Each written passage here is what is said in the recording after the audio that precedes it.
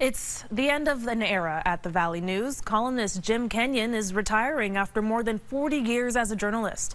Adam Sullivan sat down with him to look back at his career, which often spoke truth to power.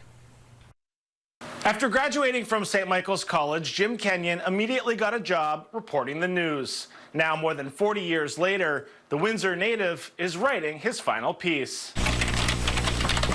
Jim Kenyon is working on his last column for the Valley News. He's been writing it twice a week since 2001, but out on the beat pursuing a story, including a 10-year stint at the Tampa Tribune in Florida, is where he's most comfortable. I remember a professor telling me, it was my favorite journalism professor, who said that all a reporter needs is a good pair of shoes. As a reporter, Kenyon has broken many stories, like a two-part series he wrote on Mohsen Madawi back in 2020. That was well before the college student made national headlines after getting arrested by immigration officers earlier this year. But it's the personal opinion he added to his pieces that made Jim Kenyon a household name in the Upper Valley. If you try to stay in the middle of the road with your columns, you'll eventually get run over. Okay. That's how I describe it to people. And the lane he often chose was, at times, fierce criticism of two of the region's biggest institutions, Dartmouth-Hitchcock Medical Center and Dartmouth College. There's another expression that goes back to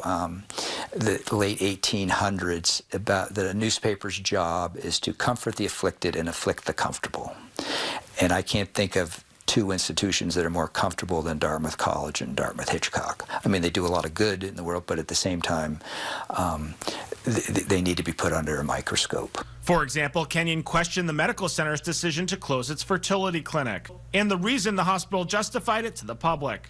He also wrote extensively about the protests at Dartmouth College and the arrests that ensued. That's just not who we are as a community, and to have armed riot police, you know, hauling people away in Dartmouth outing club vans. Actions by police were something Kenyon scrutinized regularly over the years. They have immense power in our society. They have the power to take away someone's freedom, or worse, at a moment's notice. But he also wrote about the most vulnerable, like the homeless. Kenyon says he was giving a voice to those without one. There are a lot of people that are invisible, and so if we can bring attention to that, then I've done part of my job. Kenyon says he's retiring while he still has a passion for writing, something he will continue to do. His last column, which looks back at his career, comes out Saturday. Reporting from our Upper Valley Bureau, Adam Sullivan, Channel 3 News.